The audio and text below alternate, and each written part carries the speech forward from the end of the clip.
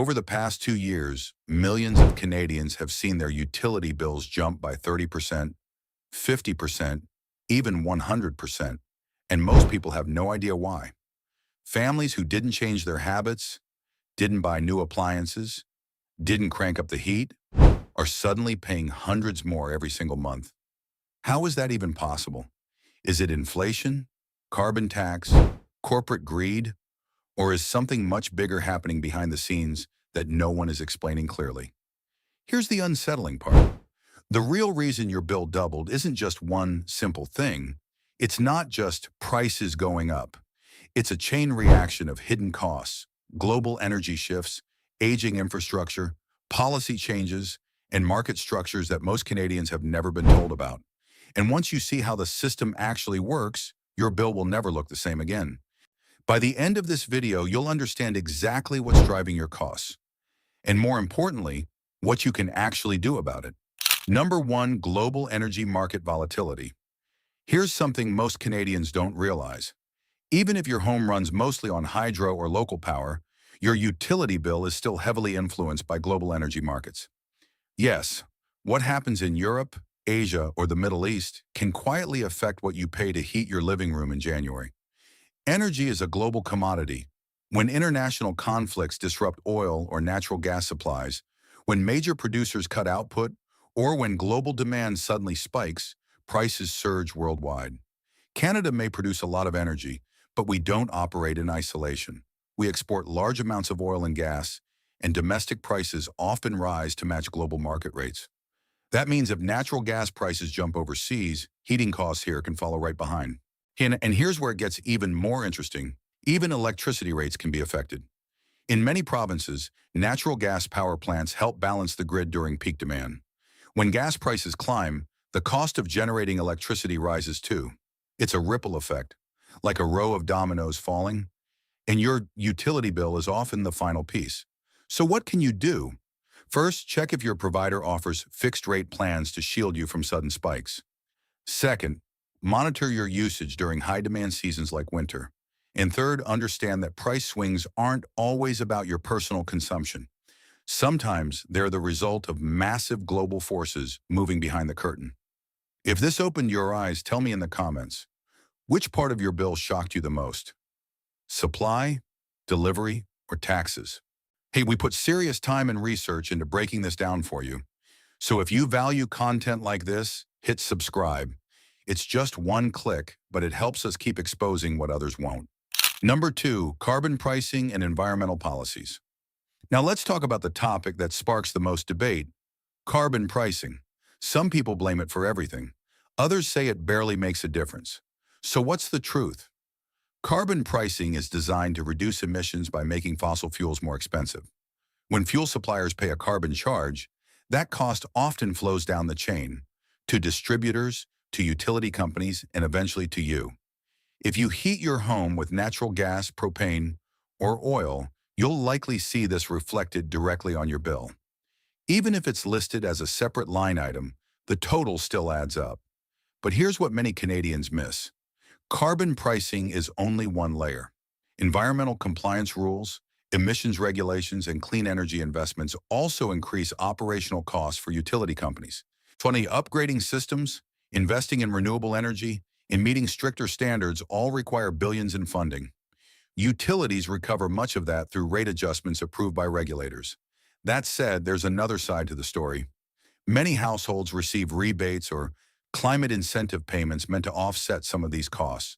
The impact varies depending on province, household size, and energy usage.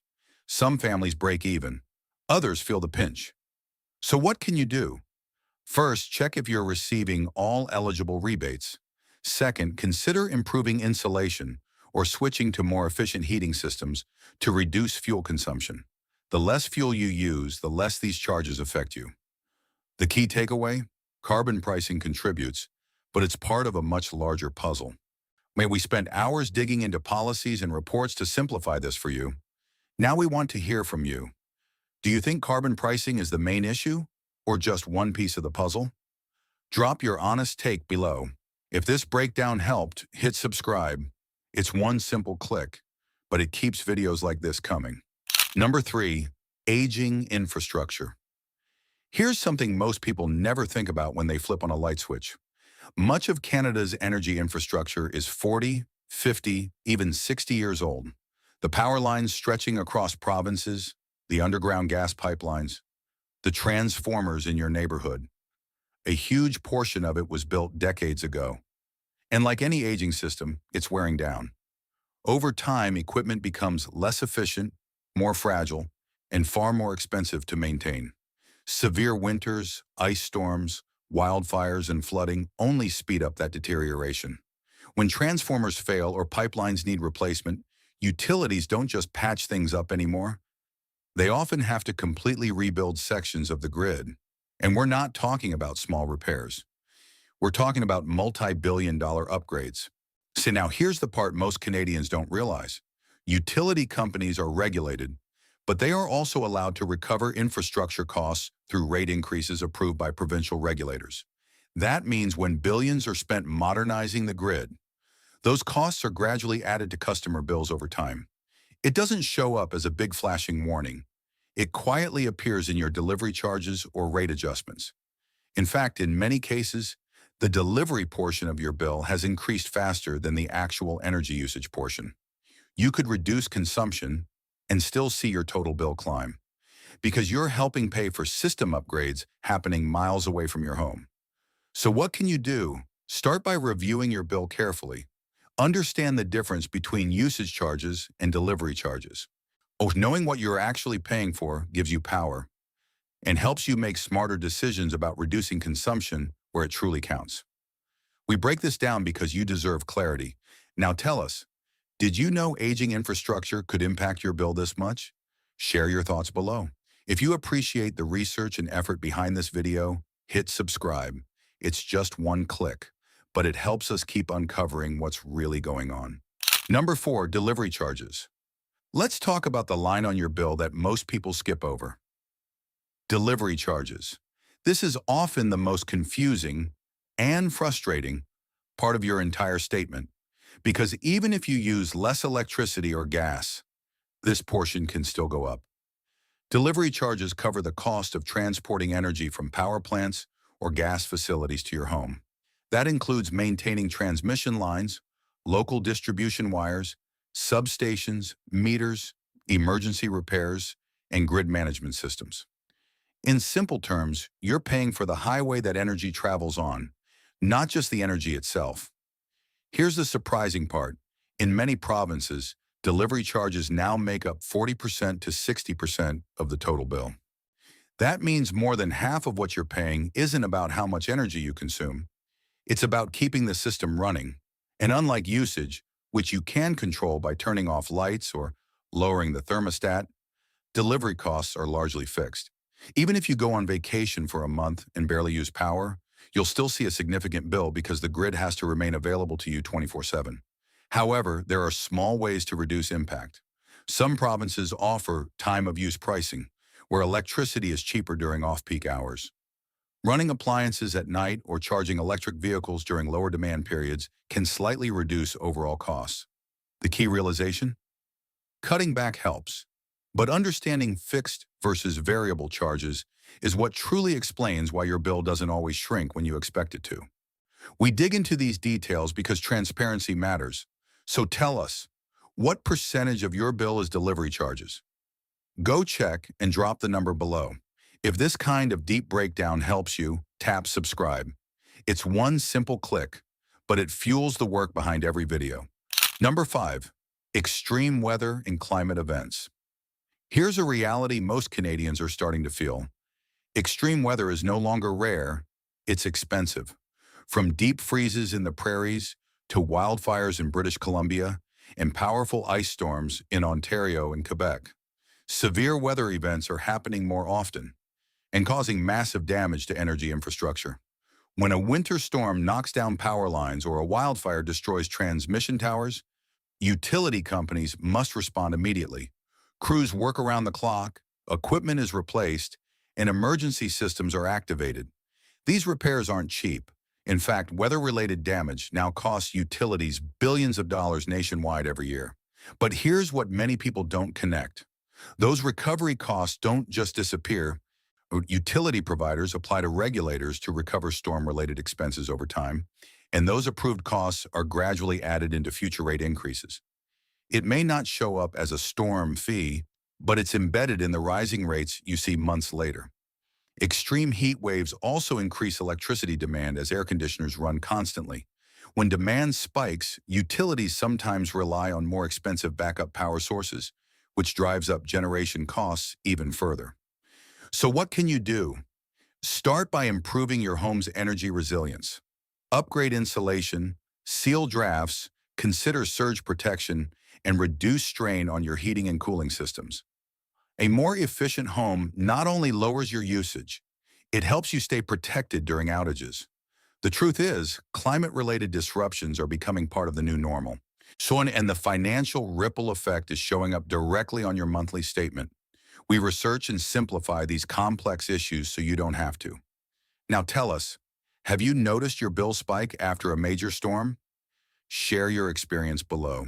If you value this level of insight, hit subscribe. It's just one click, but it keeps this channel growing. Number 6, rising energy demand. Here's something that sounds positive at first, but comes with a hidden cost. Canada is using more electricity than ever before. Electric vehicles are growing fast. Heat pumps are replacing traditional furnaces. More homes are switching from gas to electric appliances. Even data centers and tech infrastructure are expanding rapidly. On the surface, it feels like progress, but behind the scenes, it's putting enormous pressure on the grid. Think of the power grid like a highway system. It was built decades ago for a certain number of cars. Now suddenly, traffic has doubled, but the lanes haven't expanded fast enough. When demand rises faster than infrastructure upgrades, utilities must invest heavily in new generation facilities, expanded transmission lines, and grid balancing systems. And those upgrades cost billions. When electricity demand spikes, especially during winter cold snaps or summer heat waves, utilities sometimes rely on more expensive energy sources to prevent blackouts. That higher production cost eventually works its way into rate adjustments approved by regulators. There's also something called capacity planning. Utilities must build systems strong enough to handle peak demand, even if that peak only happens a few weeks per year. That means you're partly paying for infrastructure that sits underused most of the time. So what can you do? Shift high-energy activities like laundry, dishwashing, and EV charging to off-peak hours if your province offers time-of-use pricing. Even small adjustments reduce grid strain and can slightly lower your bill. The bottom line? Electrification is the future, but expanding the system to support it isn't free. We break this down because clarity matters. Now tell us, are you using more electricity today than 5 years ago? Be honest in the comments. If this insight helped you see the bigger picture, hit subscribe. It's one click, but it powers this channel forward. Number 7, population growth and urban expansion. Canada's population has been growing at one of the fastest rates in decades. New neighborhoods are expanding. Condo towers are rising. Entire communities are being built from the ground up. On the surface, that sounds like economic growth. And it is. But here's the hidden side. Every new home, every new building, and every new development needs to be connected to the grid. That means more transformers, more substations, more power lines, more gas pipelines, and expanded water systems. Utilities must constantly upgrade and extend infrastructure just to keep up with growth. And while developers contribute to some of these costs up front, a significant portion eventually becomes part of the broader system, which ratepayers help fund over time. Now think about dense urban areas. When thousands of people move into one region quickly, energy demand becomes concentrated. Utilities must reinforce the local grid to prevent overloads and outages. These reinforcement projects are complex and extremely expensive. And once again, they're approved and folded into future rate increases. There's also a timing issue. Infrastructure upgrades often happen before full revenue from new customers stabilizes. During that transition period, existing customers can feel the financial impact. So what can you do? If you're considering moving, compare utility rates between regions. Costs can vary significantly between provinces and even municipalities. And if you live in a rapidly growing area, expect periodic rate adjustments tied to expansion projects. A growth brings opportunity, but it also brings higher system costs that eventually land on monthly bills. We put real effort into connecting these dots for you. Now we're curious, is your area growing fast right now? Have you seen new developments pop up everywhere? Tell us below. If you appreciate the research behind this video, tap subscribe. One click supports hours of work. Number 8, natural gas price spikes. Even if you don't use natural gas directly, chances are it still affects your bill. Why? Because natural gas plays a major role in Canada's overall energy system. And when its price jumps, the ripple effect spreads fast. Natural gas is widely used for home heating, hot water, cooking, and industrial operations. But it's also used to generate electricity in several provinces, especially during peak demand. When global gas prices surge due to supply disruptions, export demand, or extreme weather, Canadian prices often rise alongside them. Here's something many people don't realize. Canada exports large volumes of natural gas. That means domestic prices are influenced by international market rates. If overseas demand increases, suppliers can sell at higher prices globally, which tightens supply and pushes costs up at home. During cold winters, demand spikes dramatically. Utilities must secure enough supply to keep homes heated, sometimes at premium market prices. Those higher costs are later reflected in customer bills. And because gas-fired power plants are often used to stabilize the grid, when renewable output drops, higher gas prices can also indirectly increase electricity generation costs. So what can you do? First, improve your home's heating efficiency. Sealing drafts and upgrading insulation can make a real difference. Second, service your furnace regularly to ensure it runs efficiently. And if available, explore budget billing programs that spread seasonal spikes over the year. Natural gas may seem like just another line item, but when prices surge, it acts like a multiplier across the entire system. We spend hours connecting these hidden dots for you. Now tell us, did you know gas prices could impact electricity too? Drop your reaction below. If this breakdown gave you clarity, hit subscribe. One simple click helps us keep exposing the full story. Number 9, utility profit structures. Here's something that might surprise you. Most utility companies in Canada are regulated monopolies. That means in many regions, you don't get to choose your electricity or gas provider. One company serves your area, and that's it. Now, being regulated doesn't mean they can charge whatever they want. Provincial regulators review and approve rate increases. But here's the part most people don't understand. Utilities are often guaranteed a fixed rate of return on approved infrastructure investments. In simple terms, when they spend money building or upgrading the system, they're allowed to earn a percentage profit on that spending. So what does that mean for you? If a utility invests billions into new transmission lines, smart meters, or grid modernization, regulators may allow them to recover those costs, plus an approved return through customer rates over time. The more capital-intensive projects they undertake, the larger the regulated return base becomes. This doesn't automatically mean wrongdoing. The system is designed to encourage infrastructure investment and maintain reliability. But it does create a structure where large-scale spending can lead to higher long-term rate increases. And remember, those costs don't usually show up as a bold profit line on your bill. They're embedded within delivery charges and rate adjustments. So what can you do? Stay informed about rate hearings in your province. Many regulatory bodies allow public input. Understanding how your local utility operates gives you more awareness, and sometimes a voice. The key takeaway? The system is legal and structured, but few people fully understand how it works. We simplify complicated systems because you deserve transparency. Now tell us, did you know utilities are guaranteed a return on infrastructure spending? If this opened your eyes, hit subscribe. One click helps us keep uncovering what's behind the bill. Number 10, inflation. Now let's talk about the factor that quietly touches every single reason we've discussed, inflation. Not just the kind you hear about in headlines, but the real-world cost increases affecting equipment, labor, fuel, construction materials, and maintenance. When inflation rises, the price of steel for power lines increases. The cost of transformers and electrical components goes up. Wages for skilled technicians, engineers, and repair crews climb. Fuel for maintenance vehicles costs more. Even borrowing money to fund infrastructure projects becomes more expensive when interest rates rise. Utilities operate massive, complex systems. When every input becomes more expensive at the same time, operating costs expand quickly. And because utilities are regulated to recover approved costs, those higher expenses are eventually reflected in rate adjustments.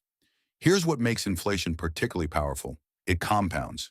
If infrastructure projects are already expensive and inflation pushes those costs 10 to 20% higher, the long-term repayment passed on to customers grows even more. It's not always one dramatic spike. It's a steady upward pressure that builds year after year. And remember, inflation doesn't just affect utilities. It affects your household too. So when bills rise while your overall cost of living increases, the impact feels even heavier. So what can you do? Focus on long-term energy efficiency upgrades that reduce consumption permanently. LED lighting, smart thermostats, improved insulation, and efficient appliances may require upfront investment, but they shield you from future price increases. When inflation may be invisible on your bill, but it's working behind the scenes, raising nearly every component that determines what you pay. So here's the truth. Your utility bill didn't double because of one single villain. It's not just carbon pricing. It's not just corporate profits. And it's definitely not just your personal energy use. What you're seeing is a perfect storm. Global energy markets, aging infrastructure, rising demand, extreme weather, regulatory systems, and inflation all colliding at the same time. And when multiple forces push upward together, the result feels sudden and overwhelming. The most important takeaway? This isn't random, it's structural. Canada's energy system is going through a massive transition, modernizing old grids, electrifying transportation, expanding cities, and responding to climate pressures. All of that costs money, and much of that cost flows, directly or indirectly, to households. E1, but here's the empowering part. Understanding the system gives you leverage. When you know the difference between delivery charges and usage, you stop blaming yourself unnecessarily. When you understand time of use pricing, you can shift habits strategically. When you improve your home's efficiency, you protect yourself against future spikes. You may not control global markets or national policy, but you can control how informed you are and how you respond. And maybe the biggest shift is this. Instead of asking, why is my bill so high? You now know to ask, which forces are driving it right now? Because once you see the bigger picture, you're no longer confused. You're prepared. And in a time when costs are rising everywhere, preparation is power.